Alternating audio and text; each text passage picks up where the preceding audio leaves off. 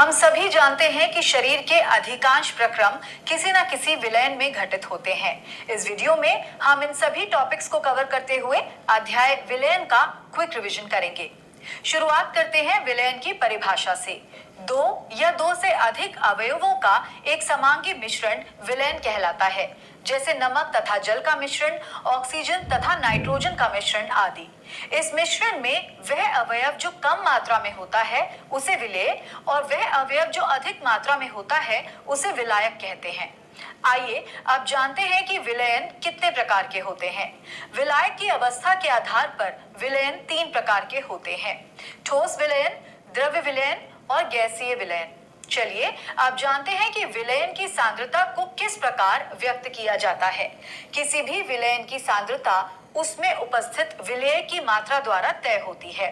इसे मोल अंश, मोलता, मोलरता, पार्ट्स पर मिलियन, द्रव्यमान प्रतिशत और आयतन प्रतिशत से व्यक्त किया जाता है।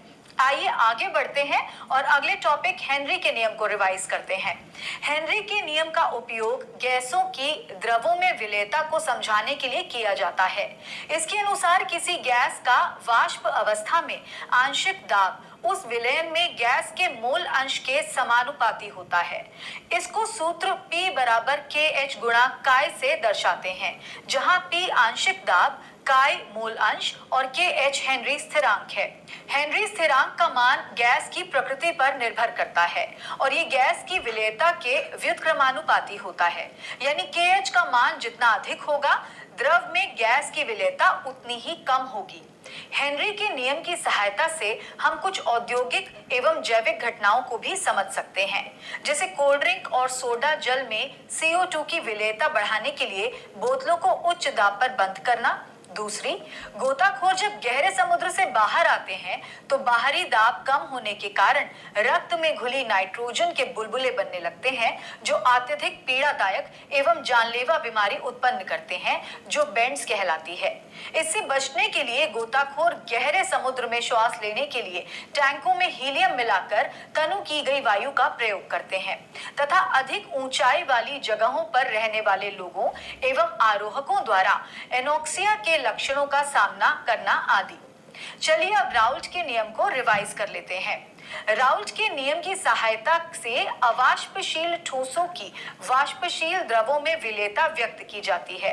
इस नियम के अनुसार किसी विलयन के प्रत्येक वाष्पशील अवयव का आंशिक वाष्प दाब उसके मोल अंश के समानुपाती होता है, यानी P1 और K1 समानुपाती होते हैं। इससे हमें P1 बराबर K1 गुणा P1 नॉट मिलता है, जहां P1 विलायक का विलयन में वाष्प दाब, काय उसका मूल अंश और P1 नॉट शुद्ध अवस्था में उसका वाष्प दाब है। यदि कोई विलयन सभी सांद्रताओं पर राउल्ट के नियम का पालन करता है तो उसके वाष्प दाब और मूल अंश के बीच आलेख खींचने पर एक सरल रेखा प्राप्त होती है, जो शून्य से शुद्ध विलायक के वाष्प दाब तक बढ़ती जाती है। यहाँ ध्यान रखने वाली बात यह है कि किसी द्विघटीय द्रव्य विलयन में यदि उपस्थित दोनों घटक वाष्पशील हों तो राउल्ट नियम का एक दूसरा रूप उपयोग किया जाता है, जहां कुल दाब P1 नॉट K1 और P2 नॉट K2 के योग बराबर होता है। चलिए अब आगे बढ़ते हैं और जानते हैं कि आदर्श और अनादर्श विलयन क्या होते हैं। ऐसे विलयन जो सभी सांद्रताओं पर राउल्ट के नियम का पालन करते हैं आदर्श विलयन कहलाते हैं। इन विलयनों में एंथैल्पी परिवर्तन और आयतन परिवर्तन दोनों का मान शून्य होता है। यहाँ ध्यान रखने वाली बात यह है कि द्विघटीय विलयनों में AA और BB प्रकार के अलावा AB प्रकार की अंतर आणविक आकर्षक अन्य क्रियाएं भी होती हैं, और यदि AB के बीच अंतर आणविक आकर्षण बल AA और BB के बीच के अंतर आणविक आकर्षण बल के बराबर हो तो आदर्श विलयन बनता है, जैसे N-हेक्सेन और N-हेप्टेन, ब्रोमोइथेन और क्लोरोइथेन तथा बेंजीन और टोलुईन के विलयन। यदि हम स्थिर ताप पर आदर्श विलयन के लिए वाष्प दाब एवं मोल अंश के बीच ग्राफ खींचें तो हमें सीधी रेखाएं मिलती हैं। यहाँ K1 और K2 क्रमशः P1 और P2 वाष्प दाब वाले दो वाष्पशील घटकों का मोल अंश है तथा रेखा 1 और रेखा 2 घटकों के आंशिक दाब को व्यक्त करती है और रेखा 3 कुल वाष्प दाब को दर्शाती है। आदर्श विलयनों के विपरीत ऐसे विलयन भी हैं जो सभी सांद्रताओं पर राउल्ट नियम का पालन नहीं करते। ये अनादर्श विलयन कहलाते हैं। इन विलयनों में एंथैल्पी परिवर्तन और आयतन परिवर्तन दोनों का मान शून्य नहीं होता। इसके अलावा इन विलयनों में ए बी के बीच का अंतर आणविक आकर्षण बल ए और बी के बीच के अंतर आणविक आकर्षण बल के बराबर भी नहीं होता। अनादर्श विलयन राउल्ट के नियम से दो प्रकार के विचलन दर्शाते हैं, जो है धनात्मक विचलन और ऋणात्मक विचलन। धनात्मक विचलन में ए बी के बीच अंतर आणविक आकर्षण बल ए और बी की तुलना में कमजोर होता है, जिसके कारण विलयन का वाष्प दाब राउल्ट नियम के अनुसार मापे गए वाष्प दाब से अधिक होता है। इथेनॉल और एसीटोन का मिश्रण तथा कार्बन डाइसल्फाइड एसीटोन का मिश्रण धनात्मक विचलन दर्शाते हैं। यहाँ विलेय और विलायक के बीच अंतर आणविक आकर्षण बल कम होता है, जिसके कारण विलयन का वाष्प दाब राउल्ट नियम के वाष्प दाब से अधिक होता है। इसके विपरीत ऋणात्मक विचलन में ए बी के बीच अंतर आणविक आकर्षण बल ए और बी की तुलना में अधिक शक्तिशाली होता है। यहाँ विलेय और विलायक के बीच अंतर आणविक आकर्षण बल अधिक होने के कारण विलयन का वाष्प दाब राउल्ट नियम के वाष्प दाब से कम होता है। इसके उदाहरण क्लोरोफॉर्म और एसीटोन, फिनॉल और एनिलीन है। इसके अलावा कुछ द्विघटकीय मिश्रण ऐसे भी होते हैं जिनका संघटन द्रव एवं वाष्प दोनों अवस्थाओं में समान होता है और एक स्थिर ताप पर उबलते हैं। ऐसे मिश्रण स्थिर क्वाथी कहलाते हैं। इनमें से वे स्थिर क्वाथी जो बहुत अधिक धनात्मक विचलन प्रदर्शित करते हैं न्यूनतम क्वाथनांकी स्थिर क्वाथी कहलाते हैं, जैसे इथेनॉल और जल का मिश्रण। वहीं वो स्थिर क्वाथी जो बहुत अधिक ऋणात्मक विचलन दर्शाते हैं अधिकतम क्वाथनांकी स्थिर क्वाथी कहलाते हैं, जैसे नाइट्रिक अम्ल और जल का मिश्रण। चलिए अब अगले टॉपिक विलयनों के अणुसंख्यिक गुणधर्मों को रिवाइज करते हैं। विलयनों के कुछ गुण विलेय की रासायनिक संरचना या संगठन पर निर्भर नहीं करते, बल्कि विलायक की निश्चित मात्रा में उपस्थित विलेय के कणों की संख्या पर निर्भर करते हैं। इन्हें अणुसंख्यिक गुणधर्म कहते हैं। ऐसे ही कुछ गुणधर्म हैं: वाष्प दाब का आपेक्षिक अवनमन, क्वथनांक का उन्नयन, हिमांक का अवनमन, परासरण दाब। यहाँ वाष्प दाब का आपेक्षिक अवनमन P1 nought minus P1 upon P1 not होता है और क्वथनांक के उन्नयन को डेल्टा TB, हिमांक के अवनमन को डेल्टा TF तथा परासरण दाब को पाई से दर्शाते हैं। एक बात ध्यान रखने वाली ये है कि जब अवाष्पशील विलेय को वाष्पशील विलायक में मिलाया जाता है तो वाष्प दाब और हिमांक का मान कम हो जाता है।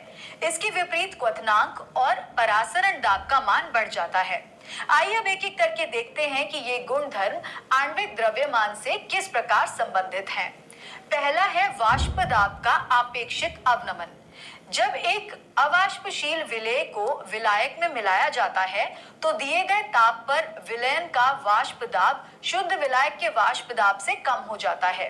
वाष्प के दबाव में ये कमी इसलिए होती है क्योंकि विलयन की सतह में विलेय और विलायक दोनों कण उपस्थित होते हैं। चूंकि विलेय अवाष्पशील है, इसलिए विलयन के ऊपर जो वाष्प होती है वो केवल शुद्ध विलायक की होती है, जिसके कारण विलायक के अणुओं द्वारा कवर की गई सतह का अंश शुद्ध विलायक की तुलना में कम हो जाता है, जिससे सतह से निकलने वाले विलायक के कणों की संख्या कम हो जाती है और इस प्रकार विलयन का वाष्प दाब भी कम हो जाता है। इसलिए राउल्ट के नियम से हम ये कह सकते हैं कि वाष्प दाब के आपेक्षिक अवनमन का मान P1 nought minus P1 upon P1 nought विलेय के मूल अंश यानी Chi2 के बराबर होता है। यहाँ P1 नॉट माइनस P1 वाष्प दाब में कमी तथा P1 nought minus P1 upon P1 not वाष्प दाब का आपेक्षिक अवनमन है। हम जानते हैं मोल अंश किसी भी घटक के मोलों की संख्या तथा विलयन में उपस्थित मोलों की कुल संख्या के अनुपात के बराबर होता है। इसीलिए तनु विलयनों के लिए वाष्प दाब का आपेक्षिक अवनमन W2 गुणा M1 बटे W1 गुणा M2 के अनुपात के बराबर होता है। वहां W1 और W2 क्रमशः विलायक और विलेय की मात्राएं तथा M1 और M2 क्रमशः विलायक और विलेय के मोलर द्रव्यमान हैं। यदि यहाँ हमें वाष्प दाब के आपेक्षिक अवनमन का प्रायोगिक मान ज्ञात हो तो इसे समीकरण से विलेय के मोलर द्रव्यमान को निकाला जा सकता है। चलिए अब दूसरे गुणधर्म क्वथनांक के उन्नयन को रिवाइज करते हैं। किसी विलयन का वह ताप जिस पर उसका वाष्प दाब वायुमंडलीय दाब के बराबर हो जाता है विलयन का क्वथनांक कहलाता है। यहाँ एक बात ध्यान देने वाली है कि अवाष्पशील विलेय की उपस्थिति में विलायक का वाष्प दाब कम हो जाता है, जिसके कारण किसी भी विलयन का क्वथनांक उसके शुद्ध विलायक के क्वथनांक से सदैव अधिक होता है। यदि किसी शुद्ध विलायक का क्वथनांक Tb नॉट और विलयन का क्वथनांक Tb है तो क्वथनांक के उन्नयन डेल्टा Tb का मान Tb माइनस Tb नॉट के बराबर होगा। अगर हमें डेल्टा Tb का मान पता हो तो सूत्र M2 बराबर Kb गुणा W2 गुणा 1000 बटे डेल्टा Tb गुणा W1 की सहायता से विलेय का मोलर द्रव्यमान भी निकाल सकते हैं। सूत्र में Kb क्वथनांक उन्नयन स्थिरांक है, जिसे मोलल उन्नयन स्थिरांक भी कहते हैं। इसकी इकाई केल्विन किलोग्राम प्रति मोल होती है एवं डेल्टा Tb क्वथनांक का उन्नयन W2 विलेय की मात्रा और W1 विलायक की मात्रा है। आइए अब तीसरे गुणधर्म हिमांक के अवनमन को रिवाइज करते हैं। किसी पदार्थ के हिमांक को उस तापमान के रूप में परिभाषित किया जाता है जिस पर द्रव अवस्था में पदार्थ का वाष्प दाब ठोस अवस्था में उसके वाष्प दाब के बराबर होता है।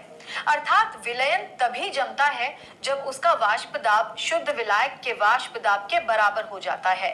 यहाँ एक बात ध्यान देने वाली है कि जब वाष्पशील विलायक में एक अवाष्पशील ठोस विलेय मिलाया जाता है तो उसका वाष्प दबाव कम हो जाता है। कम तापमान पर यह विलायक के बराबर हो जाता है, जिसके परिणाम स्वरूप हिमांक कम हो जाता है। हिमांक में आई ये कमी हिमांक का अवनमन कहलाती है। मान Tf नॉट माइनस Tf के बराबर होता है। अगर हमें डेल्टा Tf का मान पता हो तो सूत्र M2 बराबर Kf गुणा W2 गुणा 1000 बटे डेल्टा Tf गुणा W1 की सहायता से विलेय का मोलर द्रव्यमान भी निकाल सकते हैं। सूत्र में Kf हिमांक अवनमन स्थिरांक है, जिसे मोलल अवनमन स्थिरांक या क्रायोस्कोपिक स्थिरांक भी कहते हैं। इसकी इकाई केल्विन किलोग्राम प्रति मोल होती है तथा इसका मान केवल विलायक की प्रकृति पर निर्भर करता है। चलिए अब अंतिम अणुसंख्यक गुणधर्म परासरण दाब को रिवाइज करते हैं।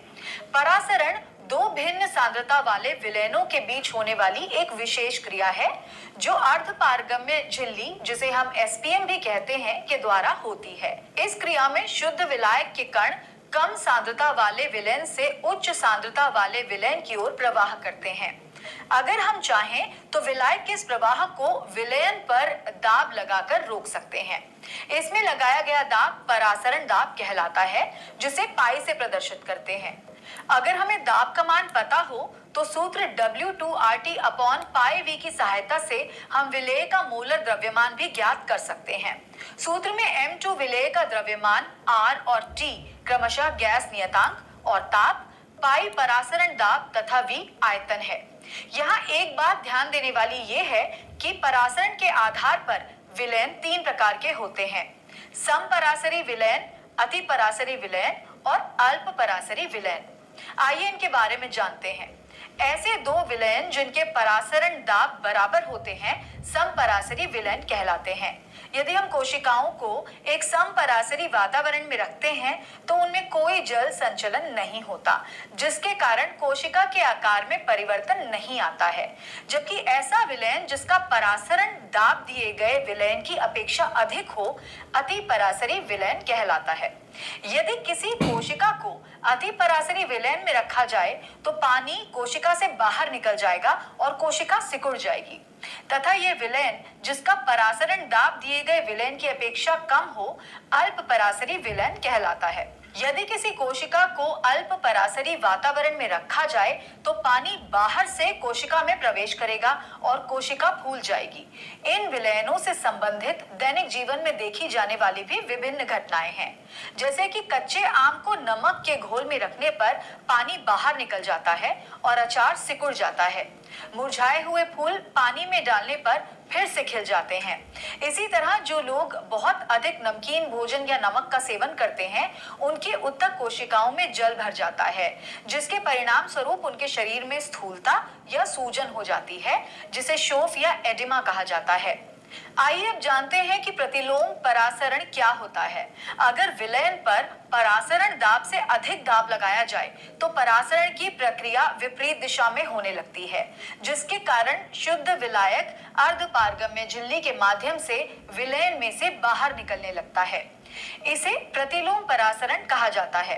इसका उपयोग समुद्री जल के विलवीकरण के लिए भी किया जाता है। चलिए अब अध्याय के अंतिम टॉपिक असामान्य मोलर द्रव्यमान को रिवाइज करते हैं। विलेय के अणुओं से संगठित या वियोजित होने पर प्रायोगिक अणुसंख्यक गुणधर्मों के आंकड़ों से निकाला गया मोलर द्रव्यमान यदि सामान्य मोलर द्रव्यमान के मान की तुलना में कम या अधिक होता है तो वह असामान्य मोलर द्रव्यमान कहलाता है। सामान्य तौर पर वे पदार्थ जो विलयन में वियोजित हो जाते हैं वे अपने वास्तविक मान से कम मोलर द्रव्यमान प्रदर्शित करते हैं। वहीं ये पदार्थ जो संगुणित होते हैं वो अधिक मोलर द्रव्यमान प्रदर्शित करते हैं। वियोजन और संयोजन की सीमा का निर्धारण वॉन हॉफ गुणक से किया जाता है, जिसे I से व्यक्त करते हैं। वॉन हॉफ गुणक का मान प्रेक्षित और परिकलित अणुसंख्यक गुण के अनुपात के बराबर होता है। वॉन हॉफ गुणक को शामिल करने पर अणुसंख्यक गुणों के सूत्र कुछ इस तरह परिवर्तित हो जाते हैं। वाष्प दाब में आपेक्षिक अवनमन P1 nought minus P1 upon P1 not बराबर I into N2 upon N1। क्वथनांक का उन्नयन डेल्टा TB बराबर I into KB into M। हिमांक का अवनमन डेल्टा TF बराबर I into KF into M तथा परासरण दाब पाई बराबर I into N2 into RT upon V। तो इस वीडियो में हमने इन सभी टॉपिक्स को कवर करते हुए अध्याय विलयन को रिवाइज किया। अब आप इस चैप्टर से संबंधित प्रश्नों का अभ्यास करने और उन्हें हल करने के लिए पूरी तरह से तैयार हैं। All the best.